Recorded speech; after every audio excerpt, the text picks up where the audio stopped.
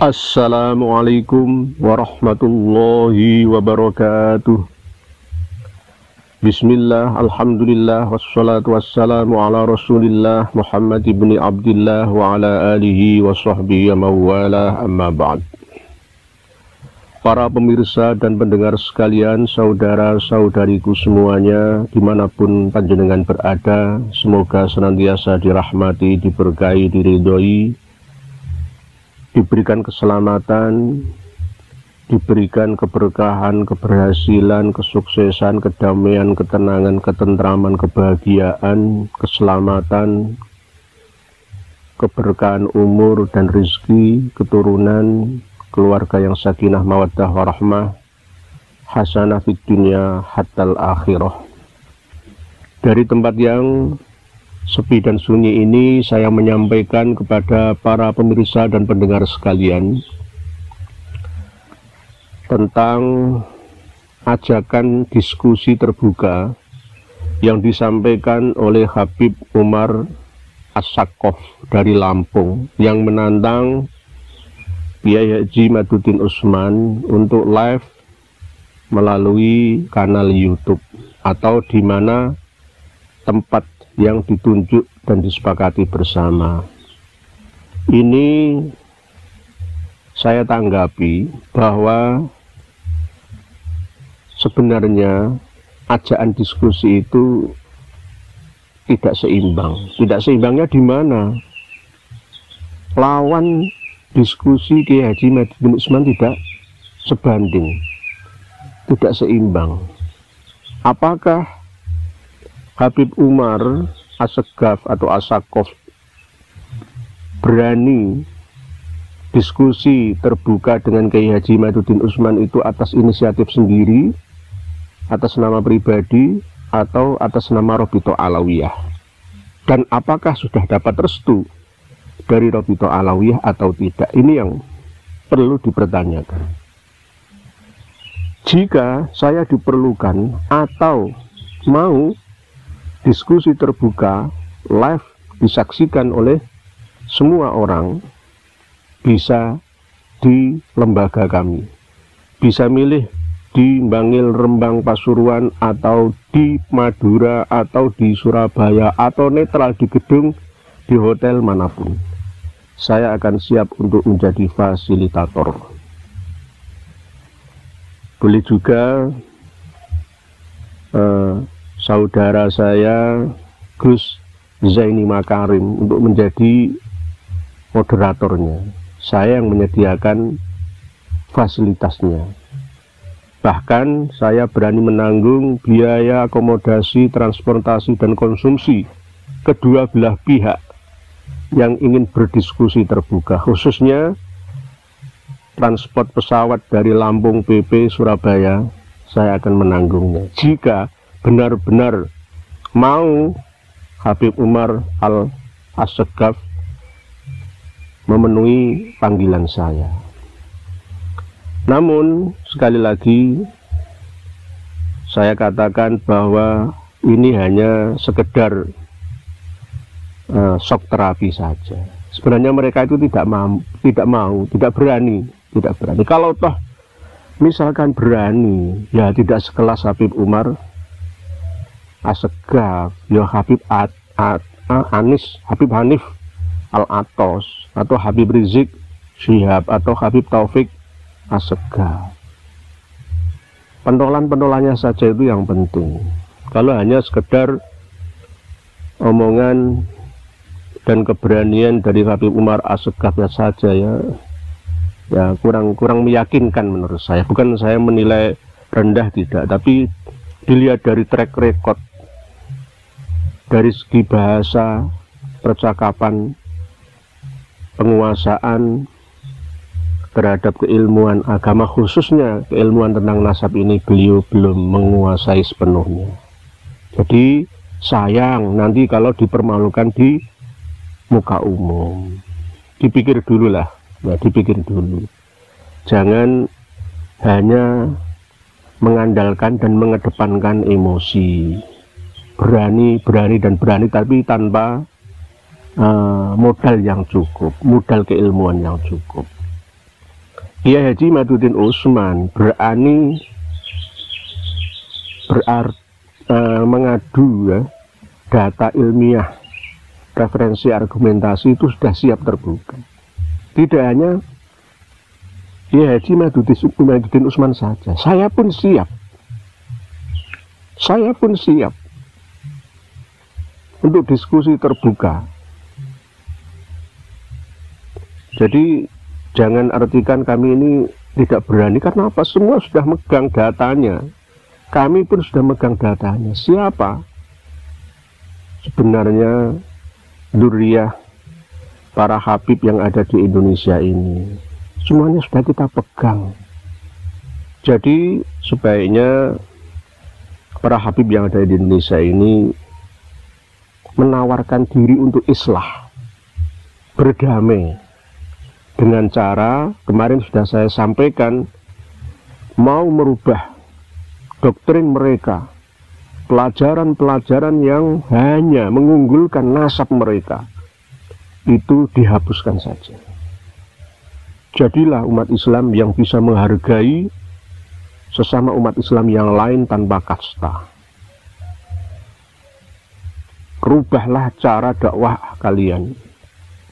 Berbicaralah yang sopan. Jika tidak berbicara yang baik, lebih baik diam saja.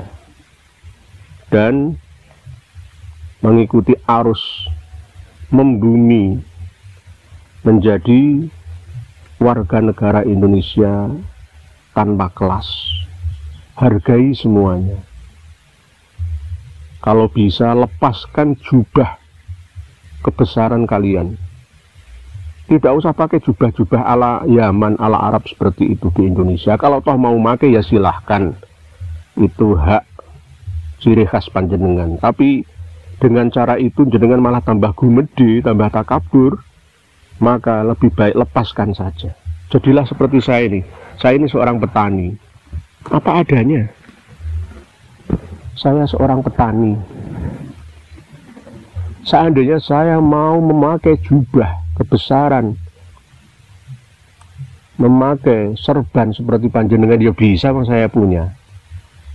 Saya akan lebih Yaman daripada panjenengan malah. Saya akan membiarkan jenggot saya, kumis saya tumbuh supaya kelihatan sangar. Bisa juga. Karena sudah tidak zamannya lagi kita menjadi tukang tipu-tipu, tukang jualan agama, tukang mengaku paling punya kunci surga, yang bisa menstempel derajat kewalian di Indonesia. Hilangkan semua itu. Dan saya bahkan menganjurkan kepada seluruh umat Islam di Indonesia, jangan lagi menyanyikan lagu Ya Tarim. Ya Tarim, Ya Tarim, Ya Tarim, Ya Tarim, Ya Tarim, Syailillah, Syailillah, Syailillah, Syailillah. Gak usah nyanyi itu. Kalau yang nyanyi itu para keturunan Yaman, para habib, silahkan. Tapi umat Islam Indonesia, para santri, tidak usah nyanyi-nyanyian itu. Cintailah negeri kalian sendiri. Cintailah kota kalian sendiri. Cintailah rumah kalian sendiri. Jangan mengikuti arus. Jangan mengikuti informasi yang tidak jelas. Lagu Ya Tarim itu yang mengarang adalah Habib Hasan Assegaf, pimpinan Nurul Mustafa, Majelis Dzikir Nurul Mustafa, Jakarta, yang menyanjung-nyanjung leluhurnya, asal usul nenek moyangnya dari Tarim, Yaman sana. Yaman itu sekarang menjadi negara gagal. Hampir 400.000 nyawa melayang sejak tahun 2014 sampai sekarang. Jangan tiru-tiru mereka. Katanya di sanalah bumi para wali-wali menurut mereka. Waliullah itu ada di mana-mana. Tidak hanya yang berasal dari Yaman atau yang diresmikan, disestempel, ditandatangani oleh para habib. Mereka, para habib yang ada di Indonesia ini sudah jumawa, sudah takabur, sombong, dan serakah. Semuanya diakui. Mau merubah sejarah Indonesia. Para wali Songo beserta duriyahnya diakui menjadi keturunan Ba'alawi. Tidak hanya itu, pesantren Sidogiri aja itu juga mau diakui pesantren Ba'alawi. Terus apalagi semua yang mau diakui? Nanti lama-lama Indonesia ini akan diyamanisasikan. Oleh sebab itu, saya sebagai hadi negoro, Kanjeng Raden Tumenggung menyampaikan dari Mataram untuk Indonesia, bersatulah kalian wahai umat Islam Indonesia, berdamailah kalian dengan semuanya, bahkan terhadap para habib sekalipun. Jangan musuhi mereka, tapi tetap jangan berhenti untuk menyadarkan mereka. Dengan cara apa? Kita sendiri yang sadar. Umat Islam harus sadar dari kebodohannya, harus sadar dari kemiskinannya, harus sadar dari keterbelakangannya. Sadarlah bahwa kalian itu dijajah. Berkedok agama, berbalut spiritual, jual beli surga, mengancam dengan neraka. Lebih baik panjenengan semua berguru kepada kiai lokal, ustadz lokal itu yang lebih tawadhu, lebih beradab, lebih berakhlakul karimah. Oleh sebab itu, para pemirsa dan pendengar sekalian dimanapun panjenengan semua berada, ini hanya sekedar wasiat. Mohon untuk diamalkan bersama. Saya pun juga akan menjalankan apa yang menjadi ucapan saya. Demi untuk kebangkitan kita bersama agar Indonesia Raya ini tidak terpuruk seterusnya. Maju, bisa bersaing dengan negara-negara lain di dunia ini. Dari segi ekonomi kita sudah kalah telak. Ekonomi kita sudah dikuasai oleh orang-orang China, pengusaha-pengusaha hitam China. Umat Islam hanya sekedar menonton, menjadi penonton saja. Di sisi yang lain, dari segi agama, kita pun dijajah oleh para habib yang mengatasnamakan duriyah Nabi kita. Orang-orang yang berasal dari Yaman mencoba untuk menguasai rohaniyah yang ada di Indonesia ini. Oleh sebab itu, saya sampaikan sekali lagi, mari kita bangkit bersama. Kita dukung upaya-upaya para Gus Kiai Ustadz yang ingin bangkit merdeka sepenuhnya. Pancasila, Undang-Undang Dasar 45, Bhinneka Tunggal Ika, dan Negara Kesatuan Republik Indonesia jangan disalahpahami dengan pemahaman dari para habib, pemahaman para keturunan imigran Yaman yang mencoba untuk mengkaburkan sejarah, mengkuburkan sejarah, dan mengkabarkan sejarah palsu buatan mereka. Di mobil-mobil, di kaca-kaca belakang mobil, depan, samping itu ada tulisan, kadang-kadang tulisan Qof. Itu As-Saqaf atau As-Segaf. Kalau H itu Al-Haddad, ya. Terus kadang-kadang ada tulisan Arab Ya Tarim, ya. Ya Tarim. Tidak usah ikut-ikutan latah seperti itu.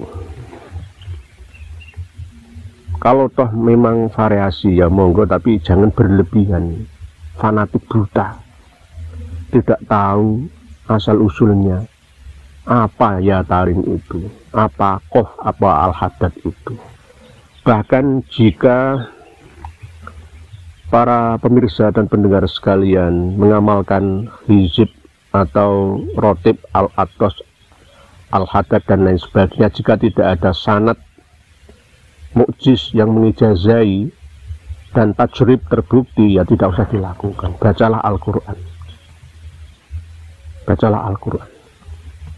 Itu rotib khusus mereka. Kenapa kita ikut-ikutan mereka? Kalau toh mau mengamalkan dan memang benar-benar tajrib terbukti mujarab, monggo dilakukan dengan niat ibadah dan zikir, tapi jangan tinggalkan Al-Quran. Lebih dipentingkan membaca rotib daripada Al-Qurannya. Al-Qurannya sendiri tertinggal. Ini yang tidak boleh. Lama-kelamaan, tahunan, puluhan tahun ikut Habib, tidak semakin cerdas, semakin bodoh. Karena sering diancam, dapat ancaman. Jika tidak cinta terhadap dzurriyyah Nabi, maka neraka, tidak dapat syafaat. Bohong. Bohong itu. Jangan percaya. Dijejali terus dengan doktrin, keyakinan yang salah, sehingga para pengikutnya tidak semakin cerdas dan luas pemahamannya.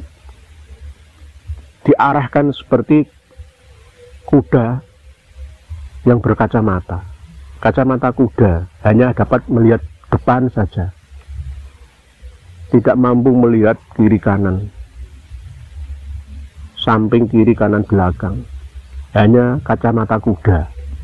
Sama, ciri dari aliran menyimpang itu adalah faham takfiri, mengkafirkan, menyesatkan. Kalau tidak patuh dengan ucapan saya, maka kafir, murtad, neraka, dilaknat, halal, hartanya halal, darahnya harus dipisahkan keluarganya. Ini doktrin apa? Inilah yang membuat Islam yang mayoritas di Indonesia terasa minoritas, karena hanya yang diumek itu agama atau spiritual saja. Faktor duniawinya tak terurus, sehingga tertinggal jauh dengan peradaban. Di luar Indonesia sudah tidak lagi membahas masalah nasab dan hasab, rebutan masalah silsilah keturunan. Sudah selesai mereka itu. Tidak lagi membahas masalah-masalah itu, tidak penting. Bila di Indonesia ini malah justru semua membangga-banggakan nasab. Boleh sebagai motivasi untuk maju, namun jangan hanya satu-satunya yang dijadikan sebagai tendensi dan fondasi, mengandalkan kemampuan diri hanya dari sisi nasbi, meninggalkan kasbi, hanya hasbi, tidak melakukan kasbi. Maka yang terjadi apa akibatnya? Ya seperti ini, gegeran tak ada ujungnya. Oleh sebab itu, sekali lagi kembali kepada tema awal, saya sekali lagi siap untuk memfasilitasi diskusi ilmiah terbuka antara Habib Umar As-Saqqaf dari Lampung dengan Kiai Haji Imaduddin Usman di tempat kami. Pilih mana? Surabaya, Pasuruan, Bangil, Rembang, Surakarta, Pati, Madura. Silahkan pilih mana yang tepat. Saya akan siap. Namun sekali lagi, jangan sampai nanti para habib ini dipermalukan di depan umum. Jangan hanya gertak sambal saja. Mereka harus siap menanggung resikonya. Resikonya adalah melepaskan jubah kebesarannya. kembali menjadi manusia biasa. Kalau memang Kiai Haji Imaduddin Usman kalah dan salah, saya sanggup menjadi jaminannya. Akan saya wakafkan tanah saya untuk didirikan pesantren penjenengan, wahai Habib Umar As-Saqqaf dari Lampung. Saya siap mewakafkan untuk panjenengan tanah itu yang ada di daerah Bangil, Pasuruan, pusatnya para Habib keturunan Yaman. Saya ini bawa tongkat kayu biasa. Kalau para Habib itu biasanya itu Habib-Habib muda itu ya macak supaya kita nuani gitu ya. Selain bawa jubah ya, bawa serban, mana-mana bawa tongkat. Padahal sebenarnya nggak perlu bawa tongkat. Itu supaya mereka kelihatan kebesarannya. Kalau Bung Karno kan tongkatnya nggak sampai panjang ya. Bung Karno tongkatnya tongkat komando ya. Kayak TNI, tongkat komando. Saya ini karena saya ini wong cilik, wong kere, saya ini kroco, coro, curut ya. Tongkat saya ya ini dari kayu biasa ini. Dari kebun jannah saya di sini. Demikian sedikit yang dapat saya sampaikan. Mohon maaf bila ada perkataan, ucapan dan ungkapan saya yang kurang berkenan, ya mohon dimaafkan. Saya orang hina, saya orang kecil yang mencoba untuk berusaha menjadi besar, ya. Besar bukan untuk membesarkan diri, takabur, sombong, tidak, tapi untuk membesarkan hati umat Islam seluruh Indonesia. Tidak hanya umat Islam, seluruh warga negara Indonesia, supaya tetap percaya diri, jangan minder di hadapan mereka. Hormatilah mereka sewajarnya, sama dengan menghormati lainnya. Tidak hanya para habib, semuanya harus kita hormati.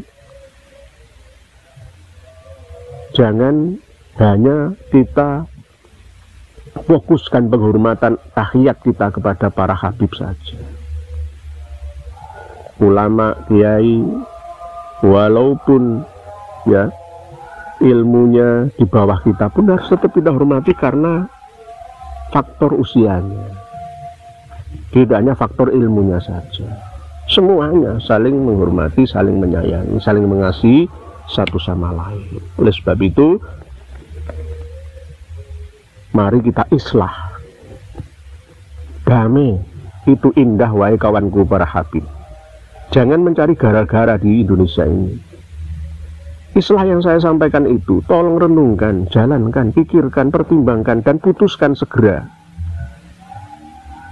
Berdamailah dengan diri kalian sendiri, supaya bisa berdamai dengan semua orang yang ada di sini. Demikian, wallahu a'lamu bissawab. Akhirul kalam. Wassalamualaikum warahmatullahi wabarakatuh.